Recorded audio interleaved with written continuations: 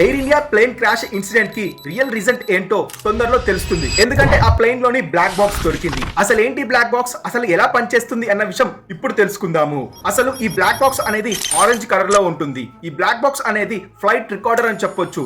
General గా ఈ black box airplane వెనక భాగంలో ఉంటుంది. ఈ బ్లాక్ బాక్స్ అనేది 3400 టైమ్స్ గ్రావిటీ ఫోర్స్ కలిగి ఉంటుంది. ఎందుకంటే దీన్ని స్టెయిన్లెస్ స్టీల్ టిటానియం తో హై ప్రెషర్ తట్టుకోవడానికి తయారు చేస్తారు. ఈవెన్ ఈ బ్లాక్స్ సముద్రం నడి ఒడ్డున పడిపోయినా సరే అండర్ గ్రౌండ్ వాటర్ లొకేటర్ ద్వారా ట్రాక్ చేసి రికవరీ చేస్తారు. ఈ బ్లాక్ బాక్స్ లో మెయిన్లీ 2 డివైసెస్ ఉంటాయి. Number 1 flight data recorder. ఇది ఏం చేస్తుందంటే flight speed, altitude, engine performance, heading, flight control లాంటి 80కి పైగా పారామీటర్స్ ను చెక్ చేసి రికార్డ్ చేస్తుంది. Number 2 cockpit voice recorders. పైలట్లు మాట్లాడుకునే వాటిని రికార్డ్ చేస్తుంది. అలారమ్స్, సౌండ్స్ లాంటివి రికార్డింగ్ చేస్తూ ఉంటుంది. సో ఈ బ్లాక్ బాక్స్ ని కలెక్ట్ చేసిన తర్వాత ఈ 2 డివైస్ ని అనాలిసిస్ చేసి ఫ్లైట్ క్రాష్ అవ్వడానికి గల రీజన్ ఏంటో ఎగ్జాక్ట్ గా తెలుస్తుంది. మరి మీలో ఎంతమంది ఫ్లైట్ ఎక్కారు? మరి ఈ ఇన్సిడెంట్ జరిగిన తర్వాత ఫ్లైట్ ఎక్కాలనుకుంటున్నారా? కింద కామెంట్ చేసి చెప్పండి.